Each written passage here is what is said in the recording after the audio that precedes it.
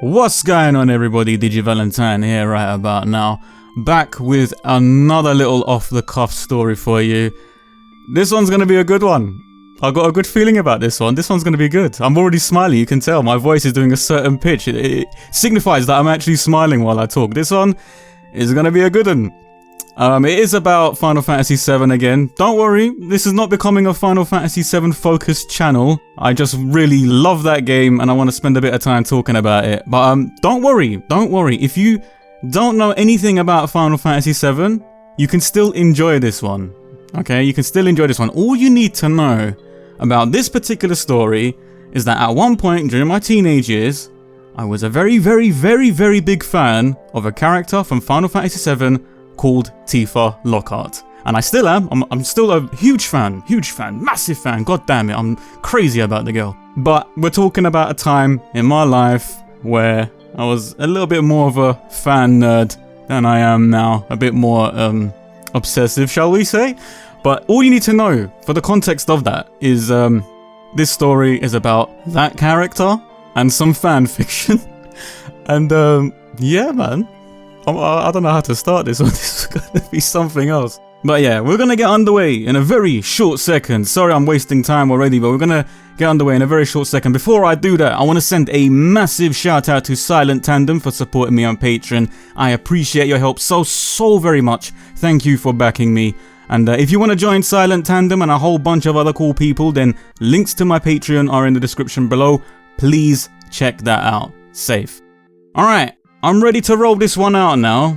This one's gonna be something special, trust me, okay? Here we go. Here's a story about that one time I left my personally written Tifa Lockhart fanfiction on someone else's computer. But it wasn't just any random person's computer. It was a computer in the editorial department at the Guardian newspaper. I am not kidding with you.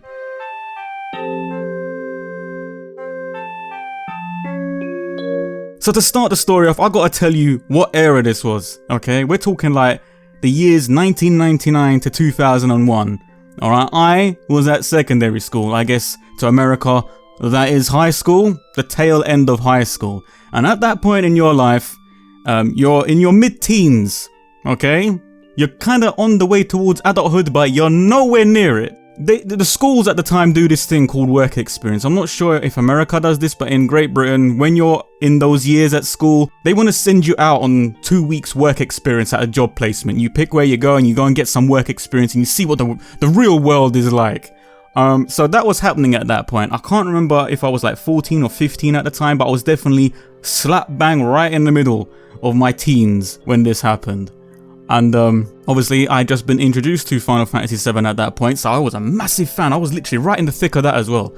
And the school was like, alright, you lot, you're gonna do work experience, pick where you wanna go and just go and do that thing and fuck off for 2 weeks, please. So I was like, okay. So my mum helped me find this little job placement. I say little, it's not a little job placement, but she helped me find this job placement, okay, at the editorial department of a newspaper in the UK called The Guardian, okay, the Guardian newspaper. I am not kidding, alright? So I got a job placement at this Guardian newspaper. And the thing is, when I started, I wasn't really sure what to expect. I thought I was going to be like typing up tons of stuff. I thought they were going to give me some data entry work and all this crazy crap. But no, because it's a newspaper, they are obviously rushed off their feet. They've got deadlines to meet. They've got no time to waste on this 15-year-old idiot who come out from nowhere for 2 weeks. They're going to be meeting deadlines, so they're not going to pay too much attention to me. And instead of doing like massive data entry work or stuff, I ended up just like going with this one guy to a police station to get some incident reports on stuff that has happened around the ends for the last 2 weeks. I went with him. It was really awkward actually. I remember I was in the car journey with him, right? And I'm shy as hell, man. I got fucking anxiety. I'm shy as shit. So we're driving along in this freaking Ford Escort and he's going, so, do you read the newspapers? And he's a journalist for a flipping newspaper. And I go, not really. I'm like, no, not really. He goes, oh, so what do you read then? And I'm like, comic books? Fucking moron. I'm talking to a journalist. I'm there on work experience. I could have lied, but no, I was just like, I read comics. manga.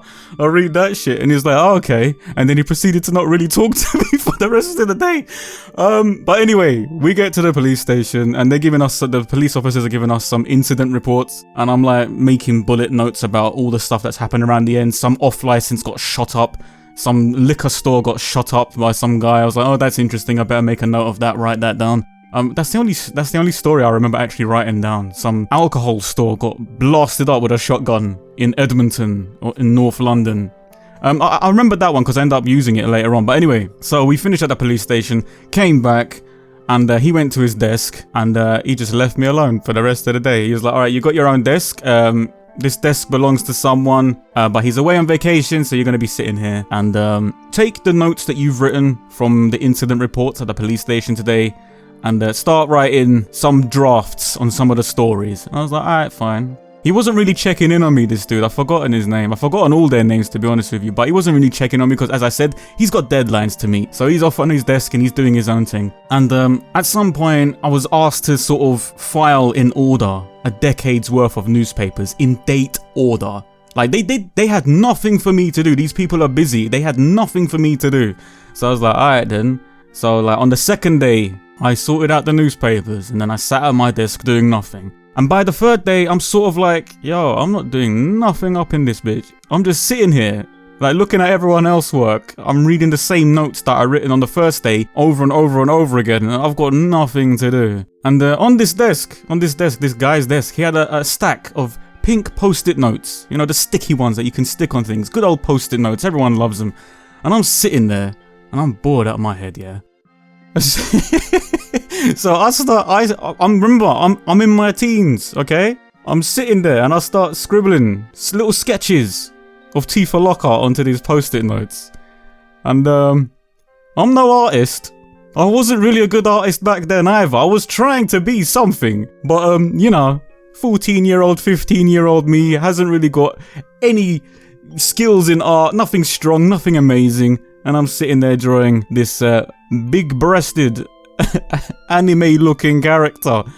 And it would have been alright if I just left it on the stack of post-it notes. It would have been even better if I just, you know, maybe tore them off and threw them in the bin. But no, teenage version DiGi Valentine decides to take the post-it notes off the stack and start sticking them to the computer monitor. So now this computer monitor is covered in Tifa Lockhart scribbles. And I'm just like, at the time I didn't think nothing of it. Looking back on it now, I must have been a fucking moron. But okay, we'll roll with this. Keep following me. Keep following me. I've done this now. I've stuck these Tifa Lockhart stickers, sketches all over the PC monitor.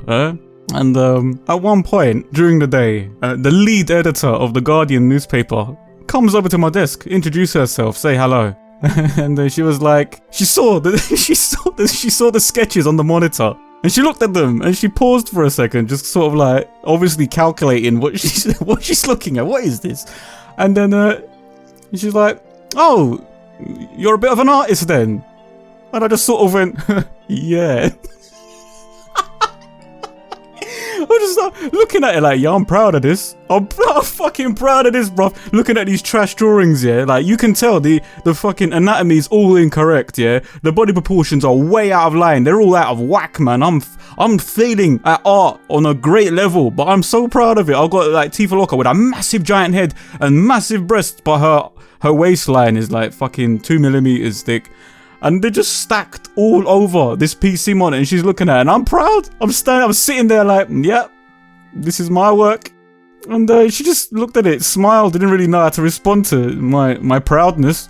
And then she was like, who is it? Who's this character? I was like, Tifa Lockhart from a video game. I'm a big fan. I love Final Fantasy VII. Tifa Lockhart is amazing. And it just sort of went off on one. And she was like, oh, she looks very nice. Anyways, if you need anything, I'll be at my desk. And she peaced out and I didn't speak to her again for the duration of my whole work experience. She did not come over to my desk. Big up to her. I don't even know if she's still working there, but still. I'm off to a bad start now. I've given a really sort of awkward impression that this mid-teenage-year-old boy is sitting there drawing big-breasted women and sticking it all over the monitor. But at this point, I've still got quite a few days left at this newspaper, yeah? There is nothing for me to do because everyone else is hauling ass to meet deadlines. They're all busy people. They've got no time. They've got no time to get me to do anything. Guy comes over, the one that I went to the police station with. He comes over to me and he's like, so you know those bullet points that we wrote down? I want you to write an article. Okay, if it's good enough, we might even publish it in the newspaper. But you need to write the article about the story that you've chosen, and you need to save it into this folder. And I'm like, alright, cool. So I choose the incident about, you know, the alcohol off-license shop getting shot up with a shotgun. I thought, wow, that's peak, man. That's epic. Yeah, write a story about that. So I've chosen that. I've started writing it. I finished in like 3 hours. Yeah, like 3 hours, man. I just knocked it out. I didn't give a shit, bro. I didn't care. It's like, alright, yeah, whatever. Shotgun off license, bang, bang, done, sorted, wicked. I finished it, saved it into the Guardian newspaper directory folders, and that was it. I done it in like 2-3 hours, and I was sitting there for the rest of the day. I'm like, man, I am so bored. Any minute now, I'm gonna fall asleep up in here. And I'm looking at, you know, the desk. I'm looking at the Tifa Lockhart pictures. I'm looking back at the computer screen. I'm looking back at an open text document. Looking back at the sketches. Looking at Tifa. Looking back at the text document. I'm like, oi. Oi. I've got an idea. I've got a wicked idea, fam. So, in all my brilliance,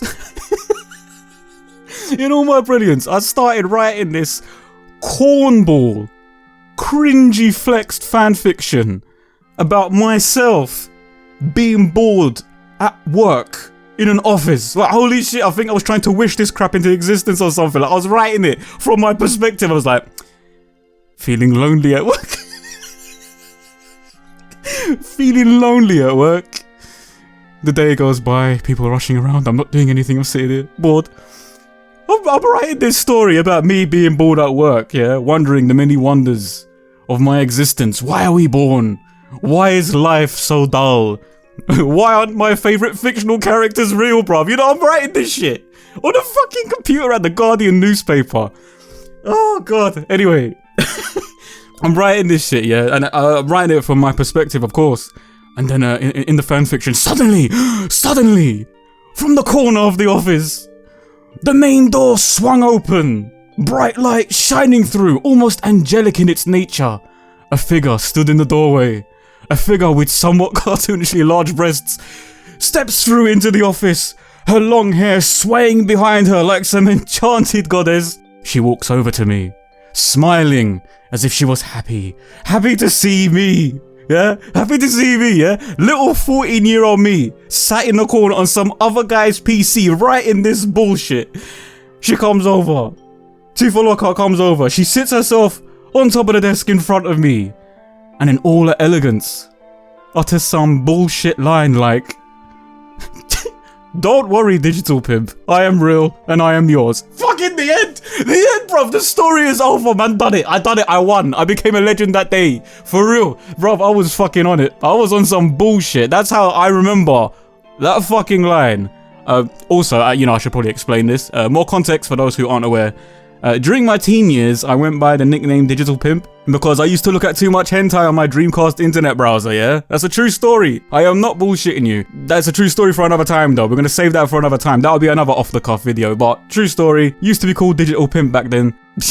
And I wrote that into the fanfiction. It's a line of text. Don't worry, Digital Pimp. I am real. And I am yours. You know what this reminds me of, actually, if I'm being honest with you? Do you remember that fucking Shrek meme that was going around for a while?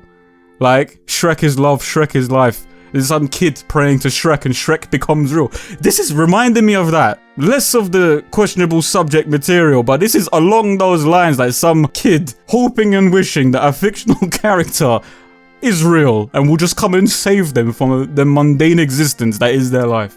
But anyway, I done that. And I finished writing my fanfiction. I saved it to the computer and I went home. Alright? And I came into work the following day. The file was still there. I read over it a couple 100 times, feeling super pleased in myself. Yeah, I was proud of this. I was proud of my Tifa Lockhart scribbles. I was proud of my fucking fanfiction. I loved all of this shit. I was so proud. And I was like, you know what, actually? I should probably delete this before I go, though, at the end of the day. I mean, it seems a bit bait to leave it on some other random dude's PC at the Guardian newspaper, so I made a mental note. Yo, before you duck out of here, make sure you delete this fanfiction. Funny thing happened though. What everybody had failed to tell me that was on Fridays at the Guardian newspaper, everybody ducks off work early. Like, instead of finishing at 4 or 5 p.m. like normal other jobs, these people were peacing out at like 2:30 or something. I didn't know that. Yeah, so I'm sitting there, everyone's just chatting shit around the office, and then like when it comes to around 2:30, someone comes over to my desk and they're like, yo, hey, just so you know, we're leaving work early today, right? You have been told. And I was like, nah, nobody told me. But yo, fuck it, wicked, we get to go home early on a Friday, sick, let me just grab my bag and I'm never gonna see you guys again, wicked. So I did, I grabbed my bag, I bopped out of the office like, blow, I'm done, mission complete, I'm going home, see you later, losers. And it was only when I was halfway home, yeah, did my teenage brain clock onto the fact that, oh shit, I just left all those scribbled post-it notes of Tifa on some other guy's PC monitor. And then I comboed into that realization with a sick follow-up going, oh shit, I left the bloody fanfiction in his computer too. Let me tell you something, for about 2 to 3 weeks after that work experience placement, yeah, and I'm back at school, man's shitting himself. I thought they were gonna come for me with that thing. I was at school, everyone's asking, yo, how was your work experience? Yo, where did you go for work experience? Me, I'm just quiet. I'm keeping it down low. I'm keeping it on the down low. Don't ask me where I've been. Don't ask me what I've done. No one wants to know. Don't ask me. But I was shook, bruv. Like, I was like, you know what? In the back of my mind, yeah, someone's gonna come to one of my classrooms while I'm studying maths or some next level thing. I'm sitting there. Someone's gonna knock on the door. Dung, dung, dung. We'd just like to speak to that boy at the back who went to a work experience at the Guardian newspaper and left some questionable material on someone else's computer while he was there. And I never told my friends, obviously, because they're going to chat shit, bruv. They're going to be like, you done what? You're a fucking waste, man. You're an idiot. I was going to get beaten up, so I didn't say nothing about it. I just, you know, I kept my head down for about 3-4 weeks, just keeping my head down, waiting for the impending doom to arrive. You're paranoid out of my goddamn mind, all because I left some shitty fanfiction on someone's computer. But nothing happened.